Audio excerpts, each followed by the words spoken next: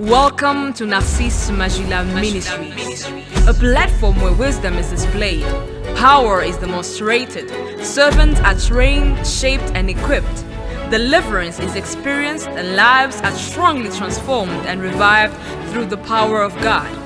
Get ready to receive a word that will impact your life and the rest of your existence.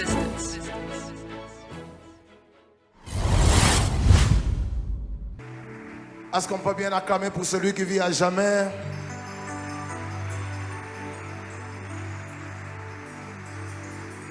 J'aimerais écouter une église vivante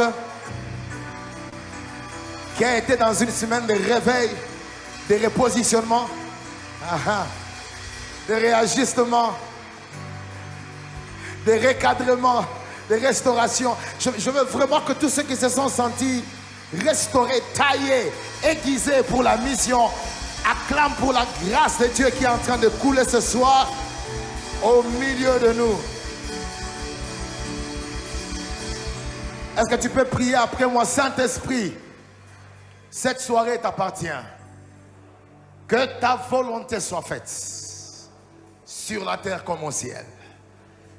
Je me rends sensible et flexible à la mouvance de ton esprit. Que seule ta volonté prime. Au nom de Jésus-Christ. Amen. Acclamons très fort pour le Seigneur. Merci.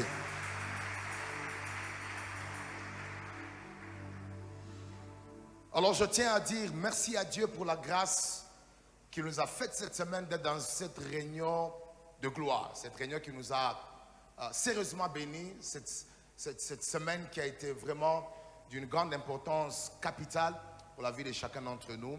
Et je voudrais voir les personnes qui sincèrement se sont senties restaurées puissamment depuis qu'on a commencé ce travail. Nous disons merci à Dieu qui est le maître de tout. Nous disons merci à notre Père, Papa Seba, pour sa présence, sa vie ainsi que Maman. Nous sommes bénis de les avoir et nous les honorons encore une fois. Encore une fois. Je dis merci à tous mes prédécesseurs, à tous les hommes de Dieu qui ont travaillé. Pour ne pas prendre beaucoup de temps, vu les minutes et le travail qu'on a ce soir, nous remercions les visionnaires des Shift, le pasteur G, pour la grâce, la disponibilité, la sensibilité par rapport à l'esprit. Mon frère, je t'aime beaucoup. Tu fais la fierté de l'évangile. And we still have a lot to do. And this is only the beginning of what God has reserved for us. Est-ce qu'on peut acclamer très fort pour la grâce de Dieu? Great. Et je dis merci au prophète Joe Grace. Vraiment un homme de Dieu puissant, merveilleux. Je dis un homme mystère. Je l'aime beaucoup. Je ne sais pas si on fait un mois ou je ne sais pas 2 semaines sans s'appeler, mais moi je me rassure qu'on est vraiment en contact. C'est vraiment une bénédiction pour nous. On t'aime beaucoup, prophète. Dans la francophonie, votre voix s'est fait sentir puissamment et ça fait la fierté de l'église du Congo, mais aussi pour tous les chrétiens dans le monde entier. Que Dieu vous bénisse pour votre vie. Pasteur Michel, Dieu vous bénisse. Et comme je le disais le matin, vraiment vous êtes un homme exceptionnel. Et j'ai eu le temps de vous suivre vraiment dans les réseaux dans le temps passé, mais je ne mettais pas trop de temps sur vous, mais Dieu m'a fait la grâce dans cette conférence de vous découvrir. Quelle grâce et quel don. Nous vous aimons. Continuez ce que vous faites parce que la grâce de Dieu continue encore à vous localiser. Et finalement, nous voulons retourner toute la gloire à Dieu pour ce qu'il est pour nous. Et je crois qu'il y a 2 orateurs qui sont absents. L'apôtre Patrick Yave, le général ainsi que pasteur Ken. Que Dieu vous bénisse pour votre vie et le travail que vous faites pour le Seigneur. Que Dieu soit avec vous. Sans prendre beaucoup de temps, ce soir, nous sommes avec vous dans Jean chapitre 11. Jean chapitre 11. Nous sommes dans Jean chapitre 11. On va vraiment faire une lecture kangourou, comme j'entendais dans les années passées. J'entendais ça avec plusieurs orateurs de la lecture kangourou. On entend de kangourou, c'est quoi? C'est-à-dire c'est la vitesse. Une lecture qui saute. Alors rapidement, Jean chapitre 11, on prend à partir du premier verset. On ira jusqu'à 6 et puis on va sauter. La Bible dit, il y avait un homme malade, Lazare de Béthanie, village de Marie et de Marthe, sa sœur. C'était cette Marie qui oignit de parfum le Seigneur et qui lui essuya le pied avec ses cheveux. Et c'était son frère Lazare qui était malade. Les sœurs envoyèrent dire à Jésus, Seigneur, voici celui que tu aimes est malade. Après avoir entendu cela, Jésus dit, cette maladie n'est point à la mort, mais elle est pour la gloire de qui? De Dieu, afin que le Fils de Dieu soit quoi? Glorifié par elle. Merci. Or, Jésus aimait Marthe et sa sœur et Lazare. Lors donc qu'il eut appris que Lazare était malade, il resta 2 jours encore dans le lieu où il était. Mais je veux qu'on insiste sur le verset 7. Si on peut le lire ensemble, ça va beaucoup m'aider. Verset 7, ça va beaucoup m'aider. On y va. 4. Retournons où? Maintenant, je veux que tu remplaces Judée par Congo, Judée par ta maison, Judée par ta vie. Parce qu'en fait, celui qui rentre n'est pas un homme ordinaire. Celui qui rentre, c'est Jésus, le symbole parfait de l'arche. Et je veux que tu remplaces seulement Judée par une chose dans laquelle tu veux qu'il rentre. Feu, on y va. Et il dit ensuite aux disciples, retournons où? Oui, tu peux le faire et tu remplaces par un autre nom. Retournons où?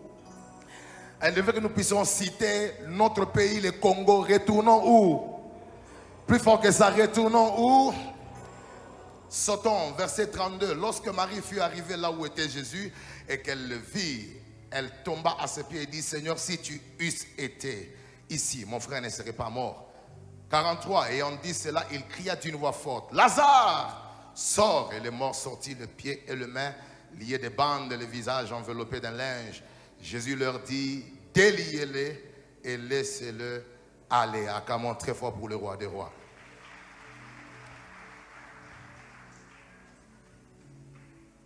Alors j'aimerais vraiment être fidèle au temps. Je vais demander à l'organisation, je n'ai que 50 minutes sur cette chaire. Je vais vous prier de m'aider. Dès que les 50 minutes s'accomplissent, j'ai béni beaucoup le bien-aimé qui a parlé. Je disais, parce que tu as l'art oratoire.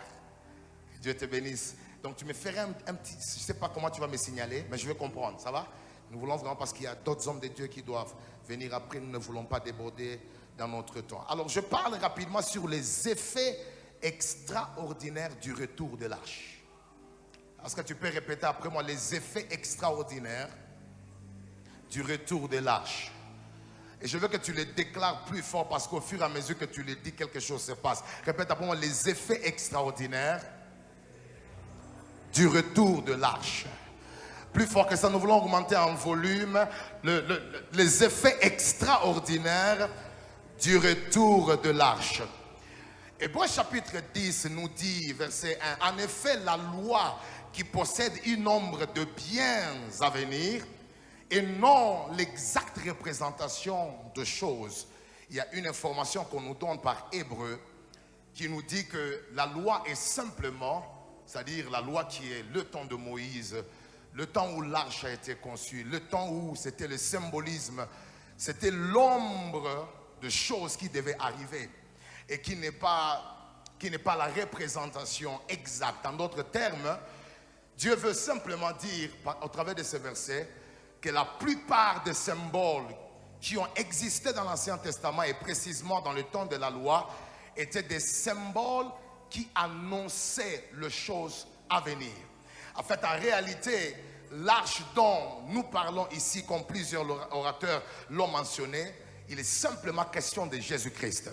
Et c'est comme ça que quand Jésus-Christ est revenu, vous allez vous rendre compte d'une chose. On l'appelle Emmanuel, c'est-à-dire Dieu parmi son peuple. Et cette fois-là, quand il revient pas seulement pour être avec eux pendant 3 ans de ministère, pas seulement pendant 33 ans, mais quand il part au ciel, il revient par son esprit pour être avec nous jusque dans l'éternité. Et je voulais dire à toute l'église, il se passe quelque chose dans ce texte que nous voulons partager avec vous pendant quelques minutes afin de découvrir les effets extraordinaires de l'arche. Nous avons un homme du nom de Lazare dont la Bible nous parle. Et ce qui m'étonne, c'est de voir que cette personne était amie à Christ et va tomber malade. Quand il tombe malade, la Bible nous dit que c'était en l'absence de Christ. Et cette maladie avait une tendance dangereuse, une tendance nuisible. Les sœurs ont envoyé des personnes pour aller informer à Jésus, parce que Jésus n'était pas à Béthanie, n'était pas en Judée où ils étaient. Il a dit, voilà, nous envoyons des gens aller dire à Jésus que celui qu'il aime est en train de tomber malade. Répète après moi, Lazare est tombé malade en l'absence de Christ. En d'autres termes, l'arche était absent. Et ce qui m'étonne, c'est de voir que toutes les fois que l'âge est absent, des petites choses qui ne tuent pas les autres peuvent tuer. Parce qu'en fait, une maladie dont quelqu'un peut être guéri facilement n'a pas conduit seulement cet homme à souffrir, mais après, il connaît la mort. Et ce qui est bizarre, c'est de voir que Jésus, au lieu de voir la gravité de l'affaire, Jésus prend le temps de faire semblant. Et la Bible dit qu'il ajouta encore 2 jours. Et quand les retards s'accumulent, je constate dans les textes que notre bien-aimé est en train de mourir. Parce que, en fait, en réalité, quand l'âge n'est pas là, il y a aussi la mort prématurée qui intervient. Et cet homme est en train de rendre l'âme et il consomme la mort. Bon, je me dis, à un jour de la mort, il y a encore quelques possibilités de réanimation, de manière à ce que la personne revienne à l'existence. Malheureusement, Jésus prolonge. Et comme il tendait déjà vers la putréfaction, la pourriture déjà s'annonçait, ils ont décidé d'aller l'enterrer. Et quand ils l'enterrent, ils posent une pierre dessus pour dire que voilà, c'est fini. Mais une chose bénit ma vie sur laquelle je voudrais attirer votre attention. Jésus envoie un message aux disciples. Il dit, écoutez, je sais que l'affaire est grave, mais nous devons retourner. Et où est-ce que nous devons retourner? Là où notre ami Lazare est. J'ai une bonne nouvelle de dire à quelqu'un que l'heure est arrivée où ce n'est plus simplement le symbole de l'arche dont nous parlons, mais nous parlons du retour de Jésus dans tous les domaines de ta vie. Tu me donnes un bon amen et je commence à parler. Et ce qui me bénit, c'est de voir que quand Jésus arrive, Marthe est en train de pleurer en se référant à un souhait expiré. Pendant que l'arche est déjà rentrée et l'arche est présente. Ça me fait très mal. Écoutez comment elle forme sa phrase. Toutes les deux. Si tu eusses été ici, mon frère ne serait pas mort. Mais cependant, Jésus est déjà là. Il y a des gens, Dieu est déjà là, mais ils sont en train de pleurer comme s'il n'était pas là.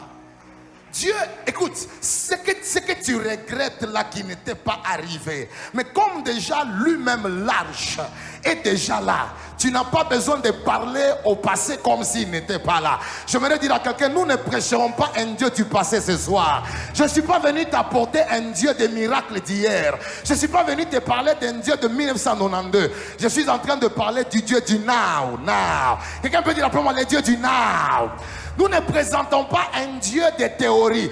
Dans la soirée d'aujourd'hui, même ceux qui ne sentent pas la présence de Dieu la sentira. Même ceux qui n'ont jamais senti la puissance la sentira. Tu me donnes un bon amen et je parle de l'arche.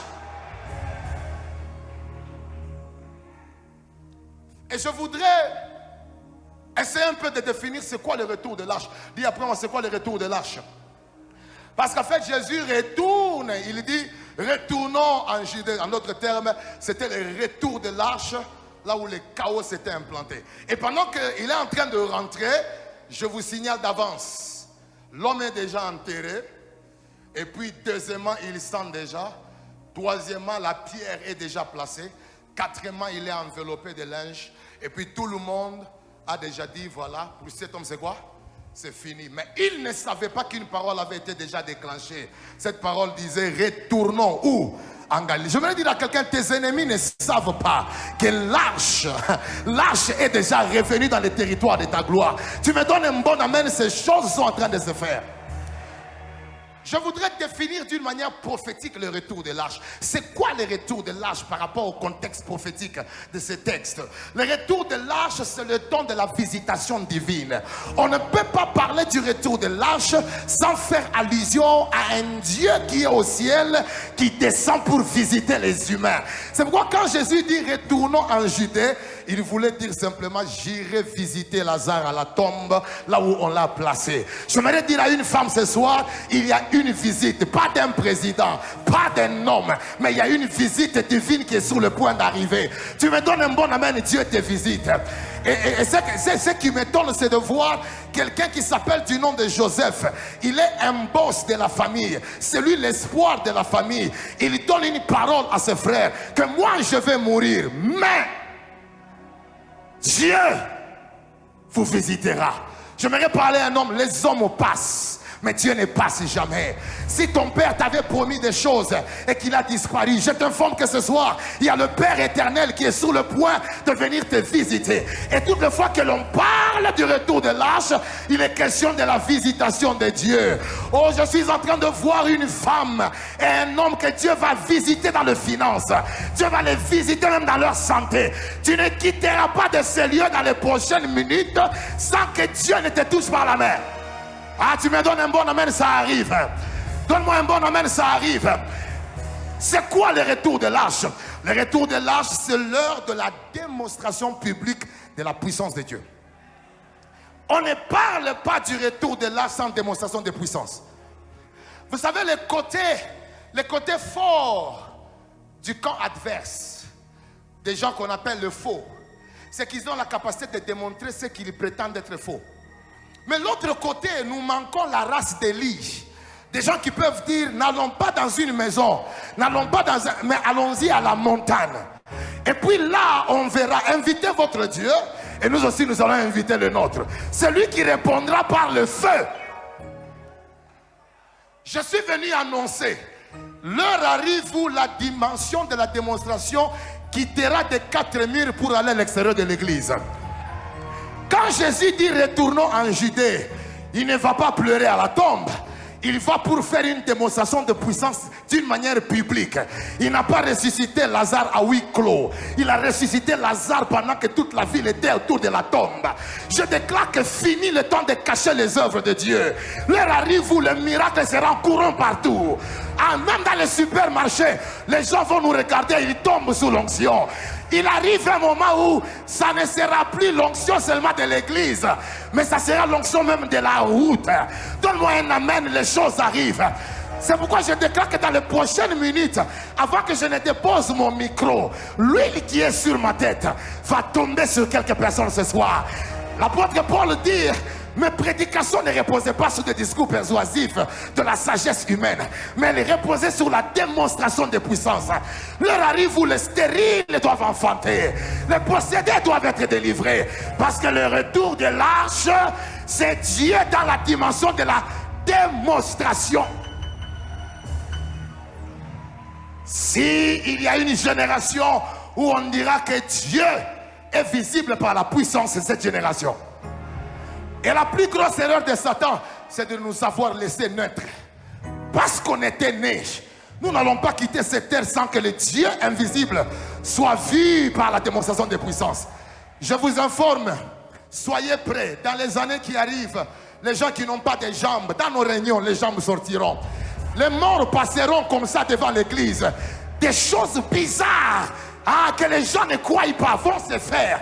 Et déjà, je vous informe que dans les quelques minutes, la nuée de Dieu est en train de pénétrer dans cette salle.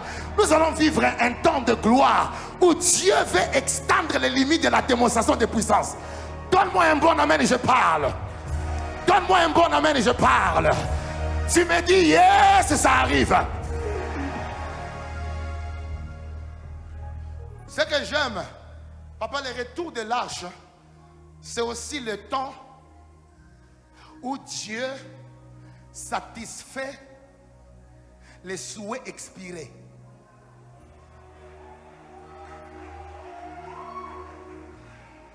Ah, dis après moi, demande à ton voisin, est-ce que tu as un souhait qui a déjà expiré? Je vous révèle où est-ce que j'ai tiré ça.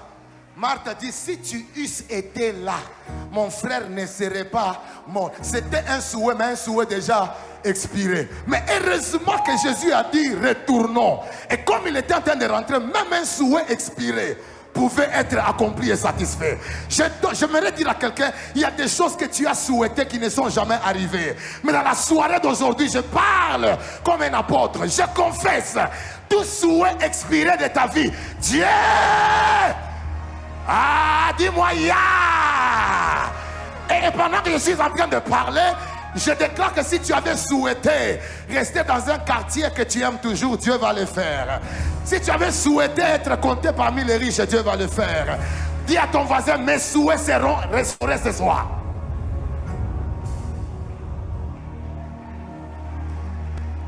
Quelqu'un peut bouger un peu comme ça.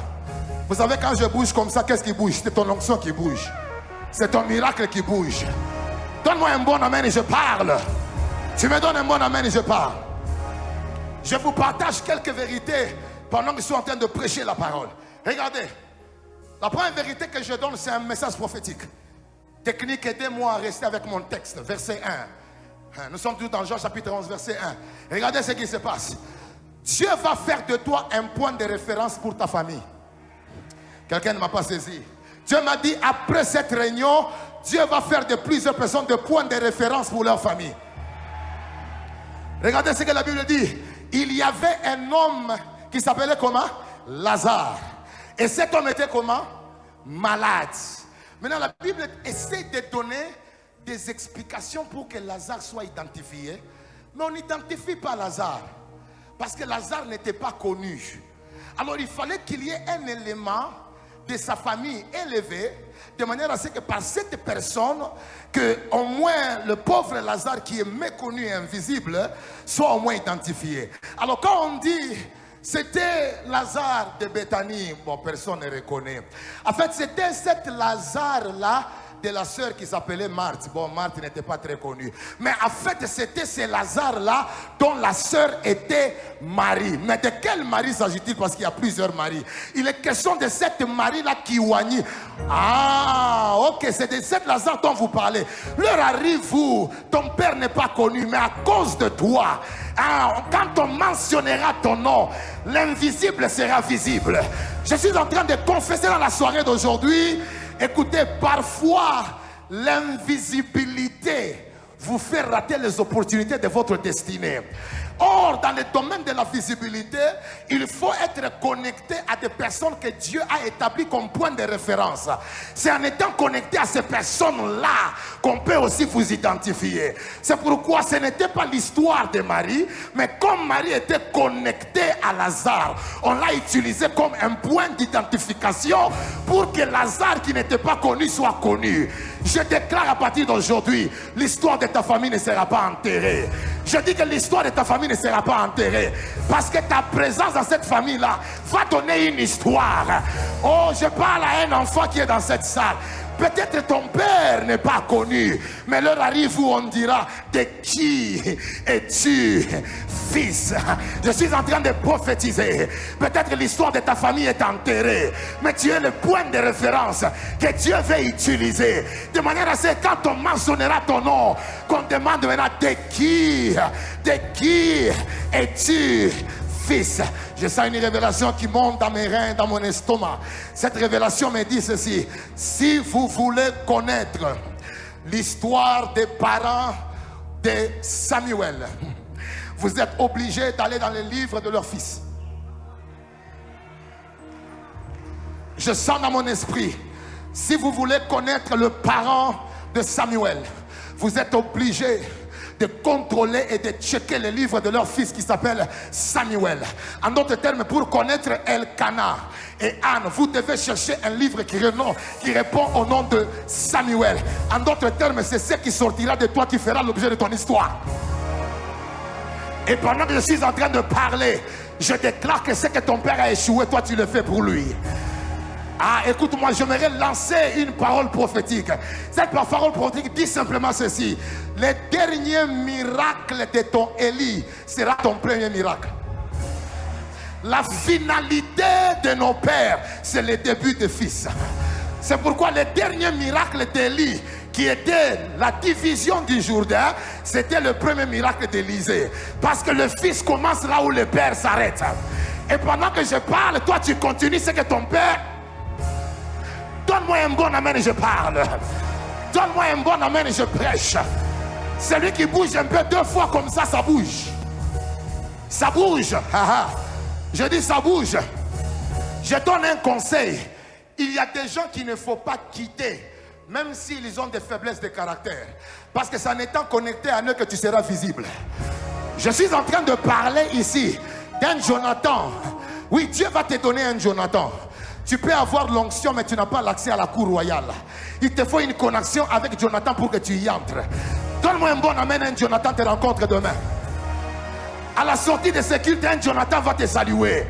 Et à partir de là, une connexion vers la maison royale va s'ouvrir. Donne-moi un bon amen et je parle. Mais faites attention, il y a parfois aussi des Naomi. Des Naomi, ce sont des personnes qui semblent avoir échoué la vie. Elles n'ont rien, mais cependant, ce sont elles qui détiennent les clés de ta visibilité. Et dès l'instant où tu te sépares de Naomi, tu rates la destinée, tu rates de devenir l'auteur du livre de Ruth. Donne-moi un bon amen et je parle. Je prie que Dieu te donne la grâce de découvrir ton Naomi. Ce sont des gens qui sont apparemment amers, qui ont les soucis pour la vie. Mais cependant, c'est en étant connecté à eux que Boaz va te rencontrer. Donne-moi un bon amen et Naomi te rencontre. Donne-moi un bon amen, Naomi te rencontre. Deuxième vérité, les hommes oublient les bienfaits, mais Dieu n'oublie jamais nos sacrifices et nos offrandes. Ah, quelqu'un peut dire après moi, les hommes oublient les bienfaits, mais Dieu n'oublie jamais les sacrifices et les offrandes. Papa, regardez le constat que j'ai fait. Cette histoire de Jean chapitre 11 appartient totalement du début jusqu'à la fin à Lazare. Mais je suis étonné de voir que dans l'histoire de Lazare, une autre histoire intervient. Et ça commence à inquiéter mon esprit. On présente Lazare, voilà, c'est Lazare là qui était malade, dont la sœur était Marie. Au lieu de s'arrêter au niveau de Marie, ils sont dans l'histoire de Marie, pour signifier que c'était cette Marie là qui avait oigné Jésus avec ses cheveux. Je pose la question, est-ce que était-il important de signifier l'histoire de Marie dans le texte de Lazare? C'est parce qu'au ciel il y a un Dieu qui n'oublie jamais les actes et les sacrifices que nous faisons. C'est comme ça que quand Jean écrivait le livre de Jean, quand il écrivait cet évangile-là, le Saint-Esprit lui a inspiré, parce qu'il est écrit que toute écriture est inspirée de Dieu. C'est-à-dire que c'est l'Esprit de Dieu qui avait rappelé à l'auteur Jean que tu ne dois pas oublier d'ajouter ce que Marie avait fait dans le passé, parce que tout sacrifice passé peut constituer un fondement de miracle futur. En fait, ce que je veux dire, c'est que la Bible ne peut pas répandre inutilement l'histoire d'une sœur sans raison valable. Pourquoi on reprend l'histoire de Marie? C'est parce que Dieu n'oublie pas les offrandes et les sacrifices que nous lui faisons. Je vais vous faire une démonstration dans les Écritures afin de vous prouver que chaque sacrifice que tu fais pour le Seigneur est un fondement, une plateforme de miracle futur. Et je suis en train de voir que Marie, dans son passé, elle a simplement essuyé le pied de Jésus avec ses cheveux. Mais en retour, Jésus est allé essuyer les larmes de ses yeux qui avaient coulé lors de la mort de son frère. Je suis venu dire à quelqu'un, à cause de ton sacrifice, Dieu va essuyer les larmes de tes yeux. Parce qu'il y a un Dieu qui connaît la valeur du sacrifice. Dis-moi, et pendant que je suis en train de prêcher, je vois une femme qui a beaucoup pleuré, un homme qui a beaucoup pleuré. Mais Dieu m'a dit, à cause du retour de l'arche, finis le pleur. Ah, regarde ton voisin, c'est pour la dernière fois. Dis-lui ça, c'est pour la dernière fois que tu me vois dans cet état. Dis-lui ça, c'est pour la dernière fois que tu me vois dans cet état. Prochainement quand tu me vois, tu auras des lacunes pour me reconnaître. Parce qu'il y a un Dieu au ciel qui n'oublie pas les sacrifices. Tout celui qui a déjà fait une offrande ici, qui a déjà fait des célages ici, je suis venu te parler comme un prophète. Dieu va te récompenser. Tu me donnes un bon amen et je prêche la parole.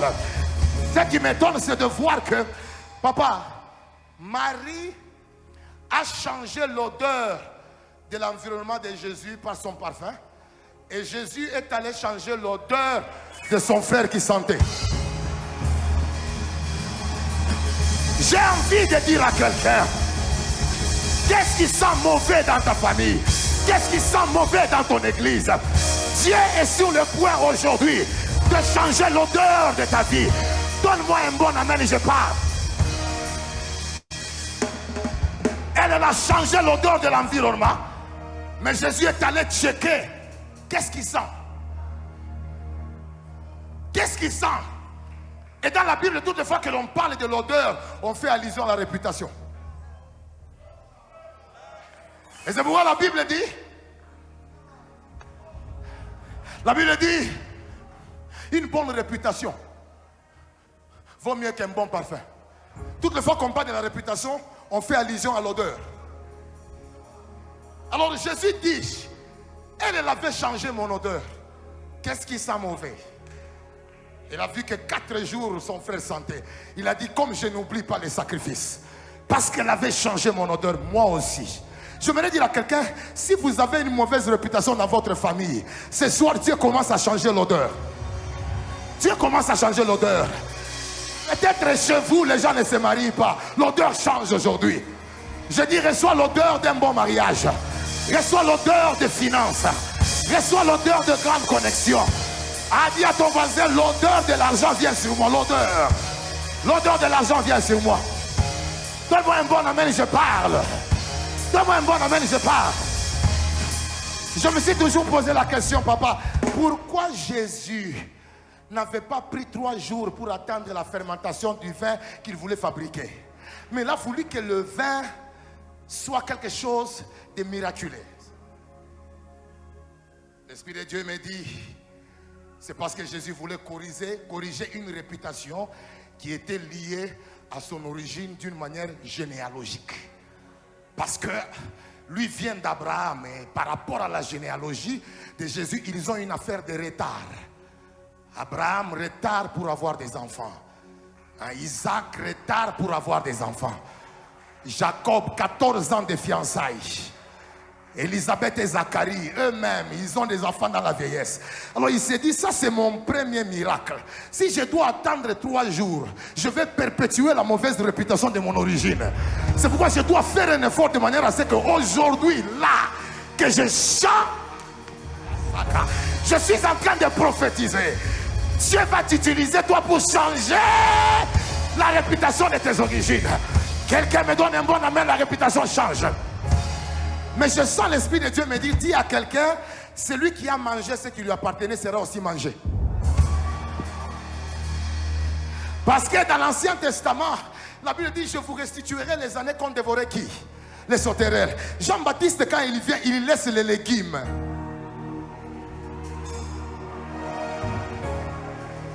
Il laisse la chèvre. Mais il va récupérer les sauterelles. Parce que si tu as mangé ce qui est à autrui, toi aussi, ce que l'homme aura semé, il le moissonnera. S'ils t'ont fait pleurer, ils pleureront aussi. S'ils t'ont fait gémir, ils gémiront aussi. Donne-moi un bon amen et je pars. Ce qui m'étonne, c'est de voir que papa, la femme a brisé le parfum au pied de Jésus. Et Jésus en retour est allé réparer le corps de son frère qui était brisé par la mort.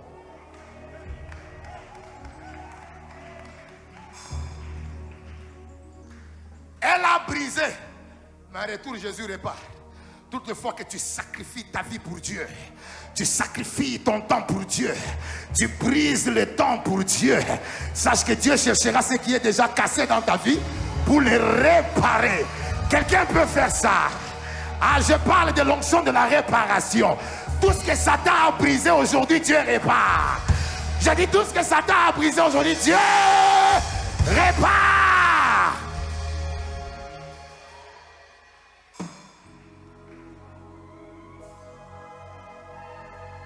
Et ce qui m'étonne, papa, c'est de voir que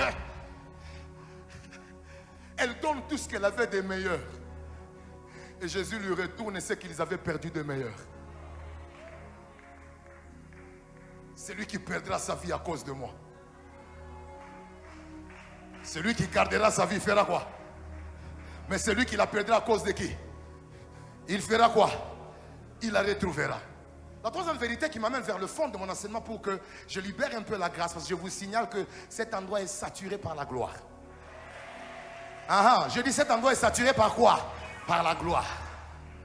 J'ai compris, papa, en lisant ces textes. Parfois, Dieu attend que toutes les pistes de possibilités expirent pour qu'il démontre de quoi il est capable. En fait, la raison pour laquelle Lâche ne voulait pas rentrer quand Lazare était encore malade, c'est parce qu'une personne malade peut guérir de soi-même. Alors ça ne devait pas faire un miracle et un sujet d'adoration. Et si une personne mourait le premier jour, bon, quand il y a une bonne réanimation, ça peut parfois marcher. Et puis quand on l'enterre pendant 2 jours, le cas n'est pas encore très grave. Mais dès l'instant où il y a pourriture, il y a odeur. À ce moment-là, maintenant, l'arche dit, c'est pour des cas compliqués, des cas pareils, que je suis Dieu. J'aimerais dire à tout celui qui a une situation dans laquelle presque toutes les possibilités ont déjà expiré. Je t'informe que l'heure de la gloire est arrivée. Où ce qui est impossible deviendra maintenant possible. Regarde à 3 personnes, dis-lui que l'heure des choses impossibles arrive. Ah, dis-moi un bon amen, je parle. Donne-moi un bon amen, je parle. Maintenant, finalement, ce qui me donne, pasteur Michel, c'est de voir que maintenant, le maître qui a dit retournons en Judée, finalement, il arrive. Parce que c'est l'arche enfin qui arrive. Mais cette arche n'est plus maintenant le symbolisme, c'est maintenant la substance. Et maintenant, quand lui-même arrive, regardez ce qui se passe. Je suis étonné des choses qui arrivent. Écoutez-moi très bien. Il n'y a pas de retour de l'arche sans ce que je vais vous dire ici. Et pendant que je vais commencer à vous donner les effets extraordinaires, dis à ton voisin, permets-moi de recevoir comme je les sens. Dis-lui ça. Dis-lui ça. Dis-lui ça. La première des choses qui arrive, prophète Joe, quand l'arche retourne, quand l'arche arrive, ce qui était divisé devient ensemble. Ah, quelqu'un peut faire ça? Ce qui était divisé revient comment? Non, donne-moi un bon amen et je parle. Quand l'arche retourne, ce qui était divisé revient comment? Parce que quand Lazare était mort, son esprit était allé au ciel, son âme dans le séjour de mort et son corps décomposé dans la poussière. Alors quand Jésus dit Lazare sort, l'esprit est allé au ciel. Il a récupéré l'esprit. Et puis la parole est allée dans le séjour de mort. Elle a récupéré l'âme. Elle est rentrée dans les tombes. Elle a recomposé le corps. Et ce qui était séparé est revenu ensemble. Je suis en train de déclarer aujourd'hui, si on t'avait séparé de ton mariage, Dieu te remet ensemble. Si on t'avait séparé de ta paix, Dieu te remet ensemble. Si on t'avait séparé de ton argent, Dieu te remet ensemble. Si on t'avait séparé de bons amis de ta destinée, Dieu vous remet ensemble. Ah, répète après moi, ceux qui étaient séparés de moi, reviens, reviens, reviens, reviens, reviens, reviens, reviens, reviens. Pendant que tu dis reviens, l'onction revient, la grâce revient, la révélation revient. Dis après moi, ceux qui étaient divisés, dis après moi, ceux qui étaient divisés, La deuxième des choses, quand l'arche, ça a changé ma vie. Quand l'arche revient, la deuxième des choses, ce qui était avalé est vomi. Et ce qui était volé est restitué. Parce qu'en fait, en réalité, vous devez savoir que après 4 jours, les insectes ont pris le temps de consommer les particules du corps de Lazare. Alors quand l'arche arrive, vous savez ce qui se passe? C'est que chaque insecte qui a pris le goût de commencer à consommer les particules du corps de Lazare était convoqué à venir vomir les particules du corps parce que l'arche venait d'arriver. Je parle ce soir, tout celui qui avait consommé une chose qui t'appartient, je donne l'ordre qu'il y ait vomissement, qu'il y ait restitution. Donne-moi un bon amen, ces choses arrivent. Donne-moi un bon amen, ces choses arrivent. Dis après moi, diable, ainsi que tes acolytes, ce soir, vous allez vomir ce que vous avez avalé. Set me fire. Dis après moi, morto.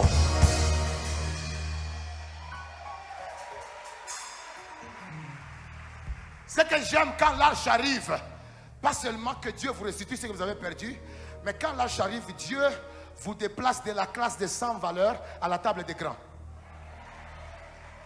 Parce que l'arche ne peut pas rentrer et vous restez en bas. Parce qu'en fait, en réalité, quand Lazare était mort, il est descendu au séjour de mort. Et quand l'arche arrive, il ne faut pas s'arrêter dans Jean 11. Il faut aller dans Jean 12.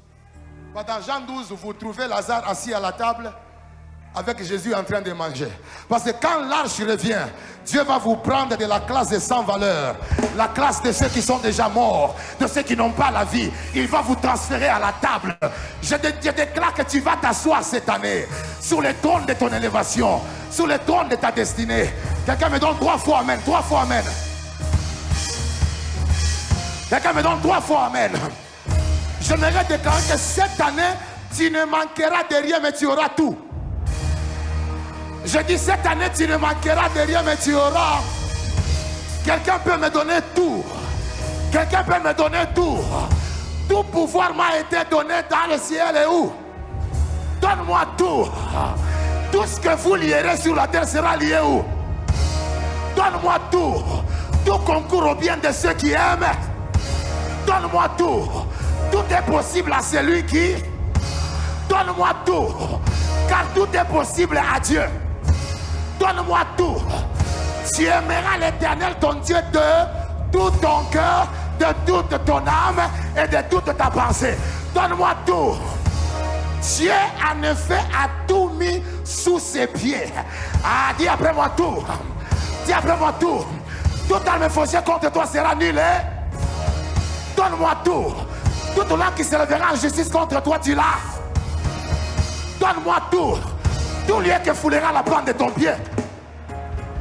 Dis après moi tout. Tout ce que vous demanderez à mon nom. Donne-moi tout. C'est pourquoi Dieu l'a souverainement élevé, lui a donné un nom qui est au-dessus de tous les noms. Afin que tout genou fléchisse et que toute langue confesse que Jésus est. Donne-moi tout. Nous avons tout pleinement en Jésus. Donne-moi tout. Et c'est pourquoi à la croix tout est, tout est.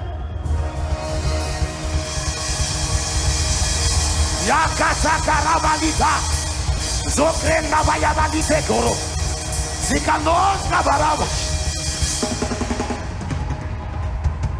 Je vais vous prouver par la grâce de Dieu qu'il n'y a rien que l'homme blanc a créé que Dieu n'a pas inventé d'avance dans la Bible. Donne-moi tout a été créé par mon Père. Je commence par vous dire, les portes automatiques n'ont pas été créées par l'homme blanc. Les portes automatiques ont commencé avec Pierre dans la prison. C'est pour la première fois la Kota Baraza de Plawidage. C'est pour la première fois qu'une personne se tient à la porte. Le système digital reconnaît la face de Pierre et la porte s'ouvre d'elle-même. Je déclare que tu auras un mariage automatique, une élévation automatique, une onction automatique. Dis après moi, ya! Pendant que je prêche, fini les affaires de forcer les portes. Fini les affaires de chercher, de supplier les gens. L'heure arrive où quand tu arrives, les portes s'ouvrent. Dis à ton voisin, la porte de finances s'ouvre. Porte de destinée s'ouvre. Est-ce que quelqu'un peut entrer dans sa porte? Quelqu'un peut faire 3 pas pour entrer. 1, 2, 3. Dis après moi, ya!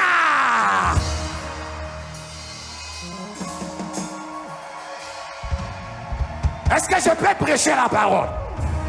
Est-ce que je peux prêcher la parole? Quelqu'un peut bouger un peu comme ça.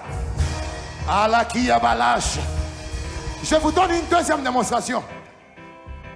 Suivez-moi. Ce n'est pas l'homme blanc qui avait commencé le système de GPS. C'est Dieu. Le système de boussole, c'est Dieu. Parce que quand Jésus est né, c'est une étoile. Et cette étoile-là fait l'œuvre de GPS, fait l'œuvre de la boussole. Je déclare que tu ne te perdras pas dans ta destinée. Parce que cette étoile-là peut aussi représenter le Christ. Il dit, je suis l'étoile brillante du matin. Je déclare que tu arriveras là où Dieu t'attend.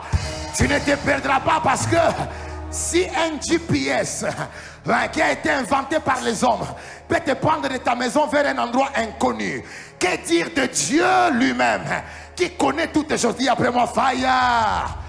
Dis après moi, fire. Papa, j'ai découvert, ce n'est pas l'homme blanc qui a commencé le système de delivery.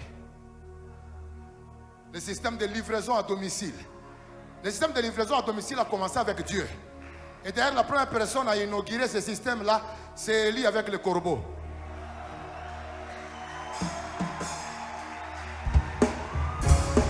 Parce que, imaginez-vous un corbeau. Il est d'abord carnivore. C'est-à-dire qu'il mange aussi la viande. Mais chaque fois qu'il doit aller faire une livraison à domicile, il entre en jeûne. Pour dire que ce qui est à toi est à toi. Personne ne prendra ce que Dieu a déjà réservé pour toi. Je déclare qu'à partir d'aujourd'hui, Au niveau de ta maison, il y aura des delivery.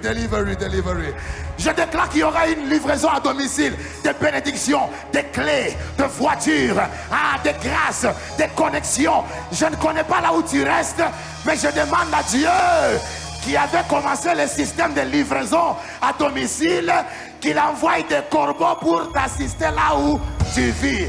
Dis après moi, fire.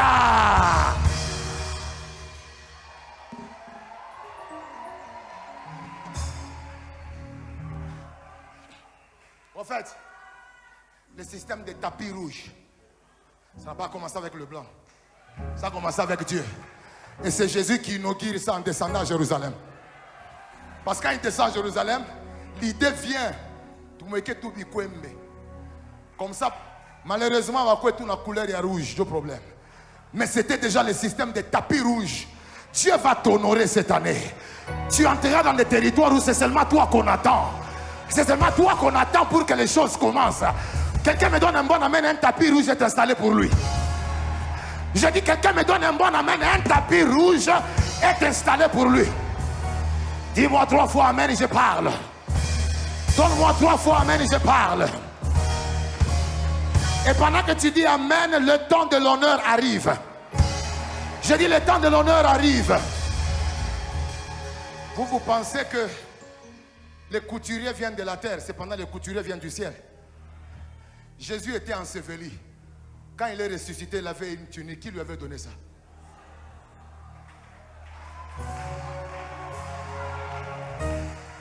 C'est pourquoi il est écrit tout don excellent et toute grâce parfaite vient d'où?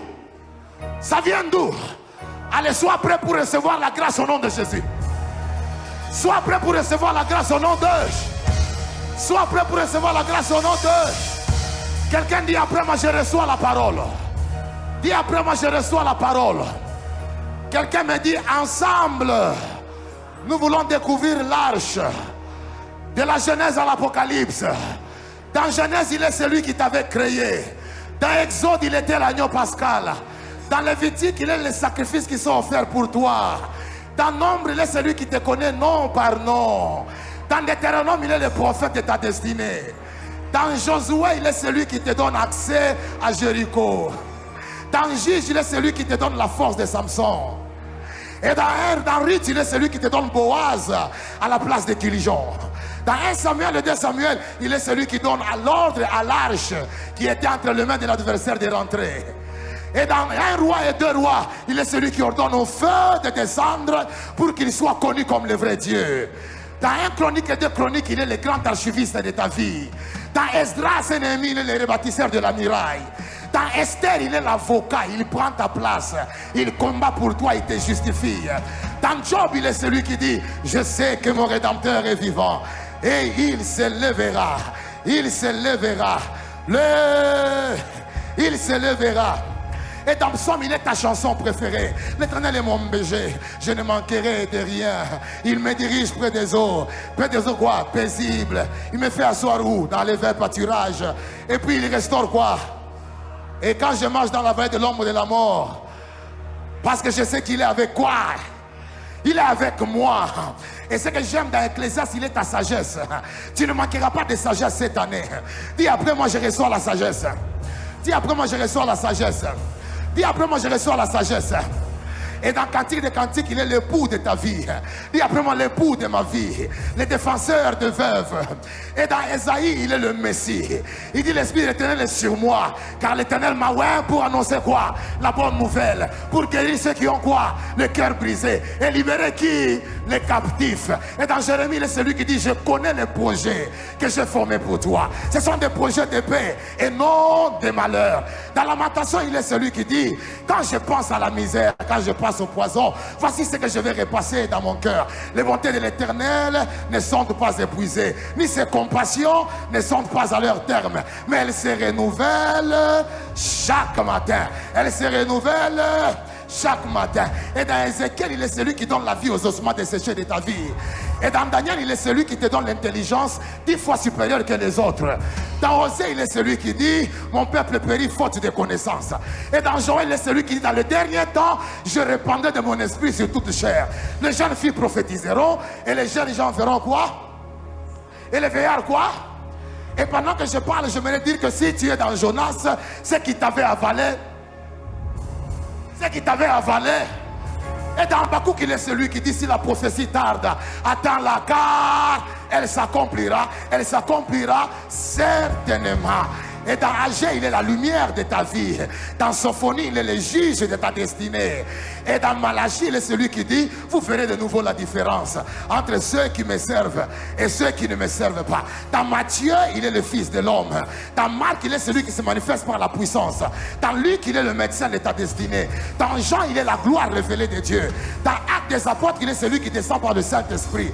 Dans Romains, il est celui qui dit je n'ai point honte de l'évangile, car l'évangile est une puissance qui sauve. Dans 1 Corinthiens et 2 Corinthiens, il est celui qui dit au son de la trompette, tous les saints seront emportés et ils iront raconter le Père dans les airs. Dis après moi, je ne raterai pas le ciel. Dans Ephésiens, il est celui qui dit autrefois nous étions étrangers à l'alliance, mais maintenant nous sommes devenus les enfants de la maison. Dis après moi, je ne suis pas étranger à l'alliance. Dis après moi, je ne suis pas étranger à l'alliance. Dans 1 Thessaloniciens, il est la lumière de ta vie. Dis après moi, la lumière de ma vie. Dans Jacques, il est celui qui dit humilie-toi et au moment convenable, il fera quoi? Il te lèvera. Dans 1 Pierre et 2 Pierre, il est celui qui te donne des recommandations parce qu'il te réserve la gloire à la fin. Et dans Galates, il est celui qui te donne le fruit de l'esprit, l'amour, la patience, la bonté, la bénignité, la douceur, la maîtrise de soi. Dis après moi, je reçois ces choses. Dis après moi, je reçois ces choses. Dans 1 Jean, 2 Jean, 3 Jean, il est le Dieu qui veut ta prospérité. Dans Jude, il est le Père des orphelins et le Dieu des jugements. Et dans Apocalypse, il est l'alpha.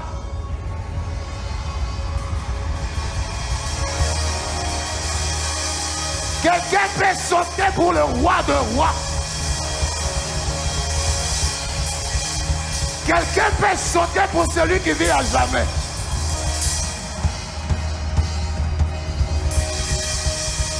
Je veux qu'on acclame le retour de l'âge au milieu de nous. Quelqu'un peut acclamer le retour de l'âge au milieu de nous. Dans ta famille, le retour de l'âge. Dans ta destinée, le retour de l'âge. Pendant que tu acclames, la gloire de Dieu vient sur ta vie.